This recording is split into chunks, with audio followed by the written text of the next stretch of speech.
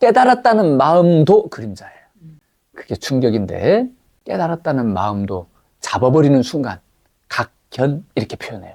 깨달았다라고 하는 당신의 생각일 뿐 이래 되는 거예요. 그래서 우리는 옳음을 말할 때는 향해야 되는 거예요. 어디를? 진리를 향하는 것, 진리와 관계 맺고 있는 그 상태, 소통의 상태가 중요한 것이지 내가 말하는 게 중요하지 않다 이 말이에요. 난 지금 이 순간 불보살님께서 내 머리꼬리 함께 하시면서 내 가슴에서 당신의 사랑을 소통시키면서 당신의 그 사랑을 보여주시는 말씀을 난 지금 하고 있는가.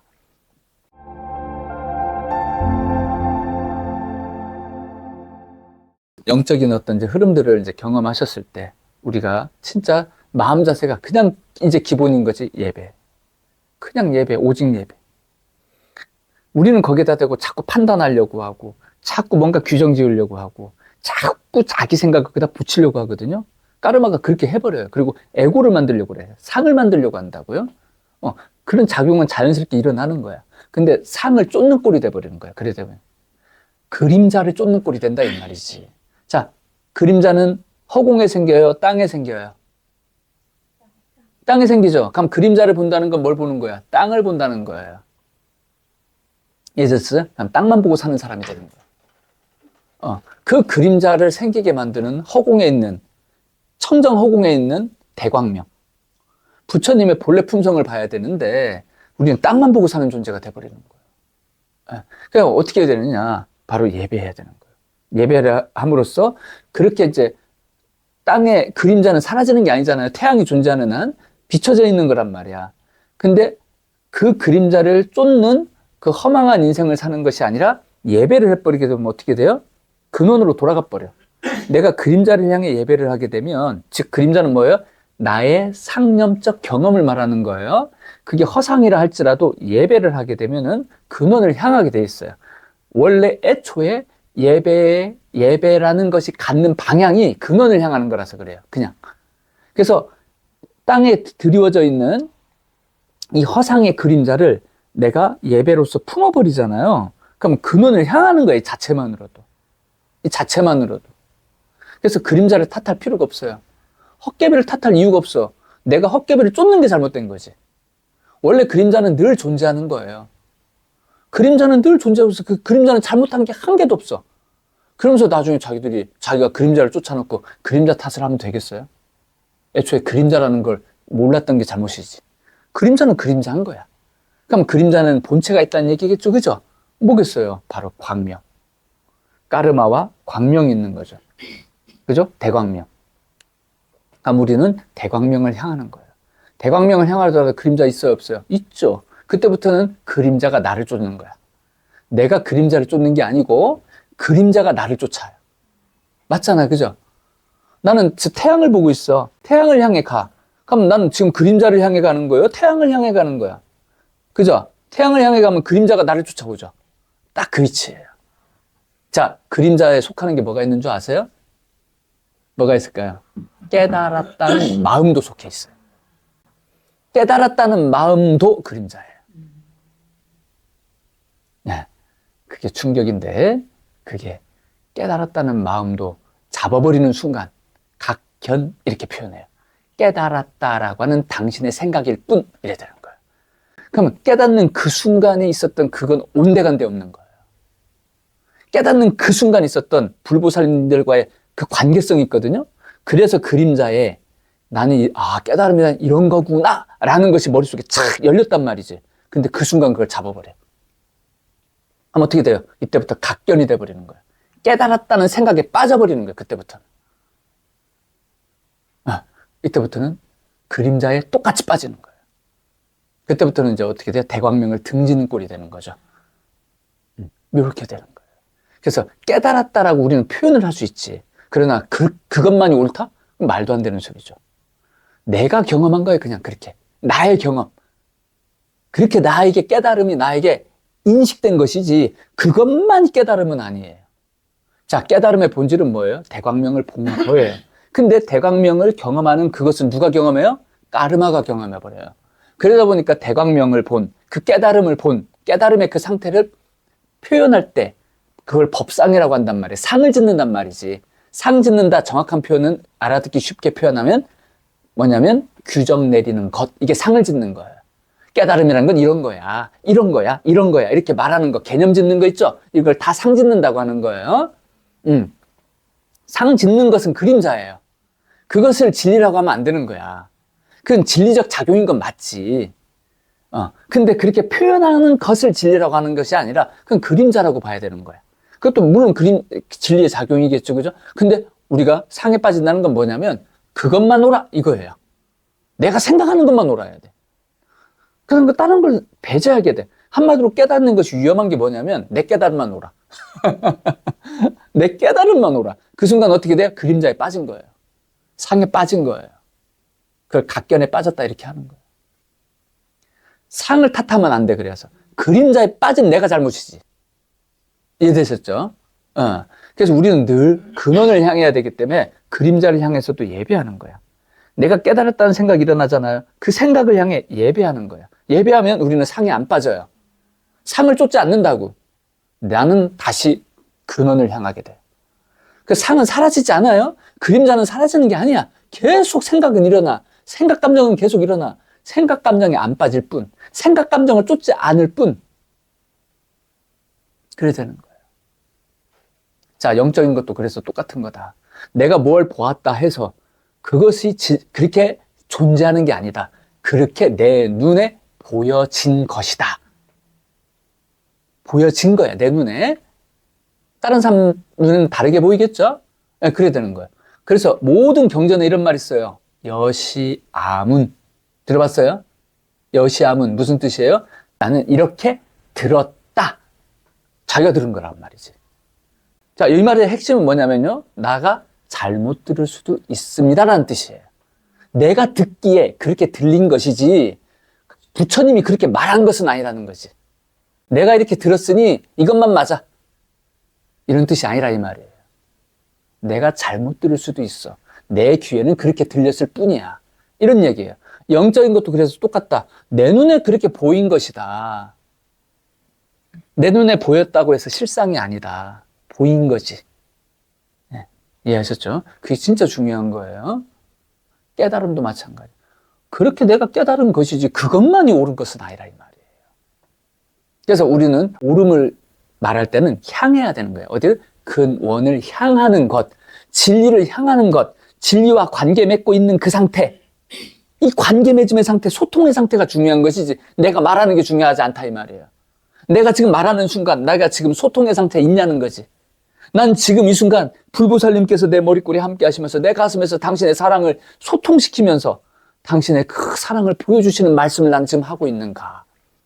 내가 말하는 것 자체가 내 말은 진리야. 그러니까 무릎 꿇어. 이게 아니라고요. 내 말은 진리야. 그러니까 무조건 받아들여. 내 말은 진리니까 네 생각은 없애버려. 이게 아니라고요. 받아들이고 안 받으면 본인의 몫인 거야. 내가 이래라 저래라 할 게 아니에요. 받아들이는 자가 갑이라고 그랬잖아요. 우리가 잘못 생각해서 받아들이면 하니까 을이라고 생각하는데 그렇잖아요. 받아들이면 내가 안 받아들이면 그만이에요.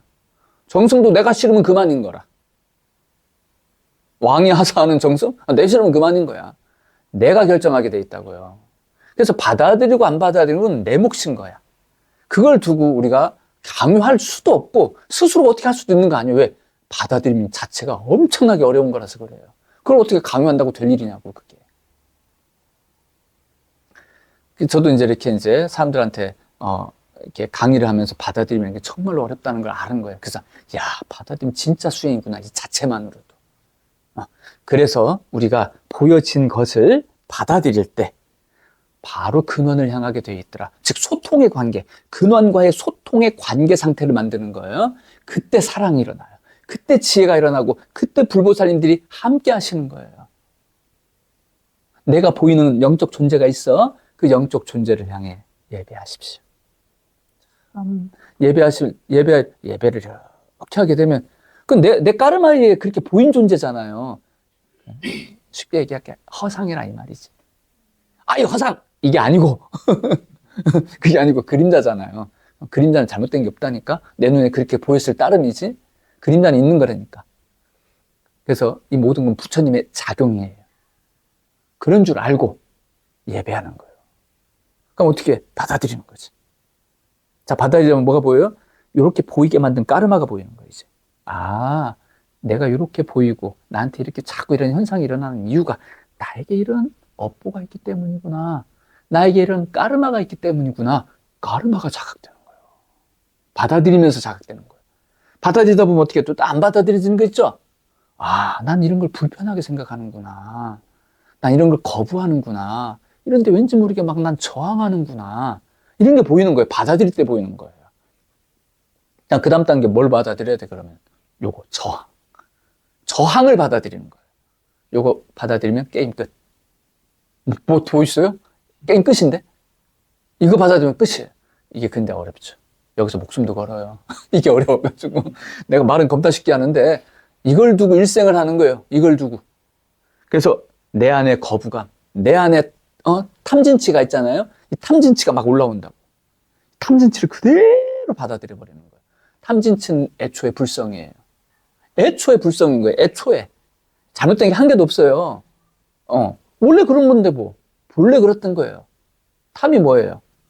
뭔가를 향하는 걸 말하는 거예요. 까르마의 작용성이죠. 지는 뭐예요? 내가 뭔가를 향하는데 뜻대로 안 됐어. 무슨 말일까? 소통이 안 돼. 그럼 화가 나요? 당연히 나는 거지. 그리고 내가 소중히 여기는 걸 지키고 싶어요? 안 지키고 싶어요? 당연히 지키고 싶죠. 뭐가 잘못됐는데 그게. 단지 그게 에고 속에서 일어나고, 그게 아상에서 일어나는 거, 본질을 망각하고, 근원을 망각하고, 방향을 망각하고 일어나니까 문제인 거지. 치가 문제죠. 탐진, 방향을 잃었다 이 말이지. 근원을 향한 그 소통의 흐름을 잃어버린 거예요.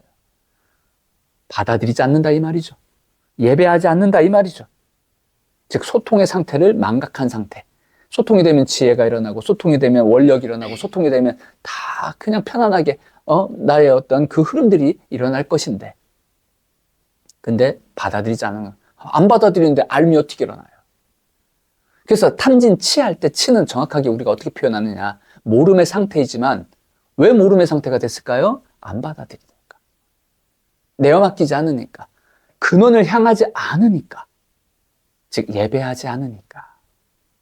그래서 어리석음의 상태가 돼버리는 거예요. 그게 문제였을 뿐인 거지. 그래서 우리가 받아들이면 되는 거예요. 그래서 받아들이냐 못 받아들이냐 차이일 뿐이에요. 거기다 대고 탐진치가 잘못됐다. 뭐 그런 거 없어요. 그런 거 없어요. 그냥 받아들이냐 못 받아들이면 그냥 내 고통인 거고, 받아들이면 지혜가 일어나고, 그거예요 그냥. 예. 맞으면 아프고, 쓰다듬어 주면 기분 좋고, 뭐 이런 거죠. 예. 당연한 거 아니에요? 아프죠? 이건 아픈 거예요. 이거 뭐 잘못됐어요. 그죠? 쓰다듬어 주면 왠지 기분 좋죠. 지가 지 뺨을 때려도 아픈 거고, 지 뺨을 갖다 어루만져도 기분 좋은 거예요. 둘 다 맞잖아요. 맞죠? 맞은 거 진리고, 맞으면 아프다. 그거 진리 아니에요? 당연한 거? 쓰다듬어 주면 기분 좋다. 그거 진리죠. 이것은 옳고, 이것은 틀리다. 그런 게 어딨어요? 우리가 받아들이느냐, 못 받아들이느냐. 자, 받아들이는 것은 옳은 것, 못 받아들이는 것은 틀린 것. 이것도 잘못된 생각이에요. 아니, 잘 받아들일 때도 있고, 못 받아들일 때도 있는 거죠. 그럼 못 받아들이면 지고통이지, 뭐. 잘 받아들이면 지혜가 생기는 거고. 그냥 그거예요. 네. 밥도 잘 먹으면 소화가 잘 되는 거고, 허겁지겁 먹으면 체하는 거고. 그런 거 아니겠습니까? 그러다 보면 이제 고생하다 보면, 아, 잘 먹어야 되는구나 생각을 하겠죠. 네. 고통은 고통대로 우리에게 주는 게 있습니다. 그래서 그런 영적인 어떤 그런 존재의 어떤 경험이 딱 일어나게 될 때 예배하시면 돼요. 예배를 해서 받아들이는 것. 그러면 이제 요 모든 것들이 다 이해가 돼요. 왜 나는 이렇게 보고 있는가? 왜 내 눈에는 이렇게 보였는가? 왜 나에겐 이런 현상들이 자꾸 보여지는가? 받아들일 때 이해가 돼요. 그럼 좋은 방법은 예배다. 왜? 예배는 함부로 대하지 않는다.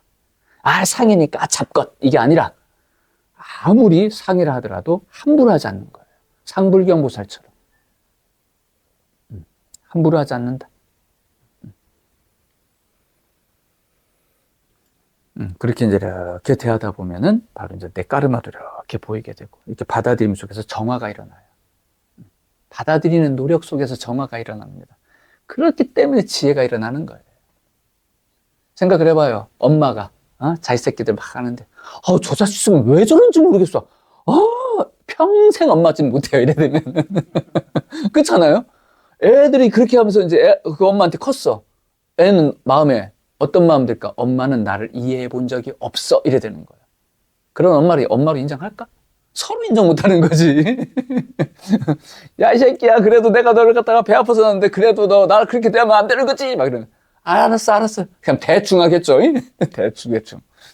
근데 엄마가, 자식들이 뭔가 문제가 있을 때, 왜 저럴까? 하면서 이제 가볍게 보지 않는 거죠.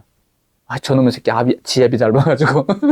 이렇게 안 보고, 자, 예배하는 마음으로 품는 거예요. 내 생각과 다르다 하여 함부로 대하지 아니하고 품는 겁니다. 가볍게 대하지 않는 거예요. 매사 가볍게 대하지 않으면서 품으면서 비로소 자식을 향한 지혜가 생기는 거죠. 내가 잘못할 수도 있죠, 그죠? 나 이런 줄 알았는데 잘못 알은 거야.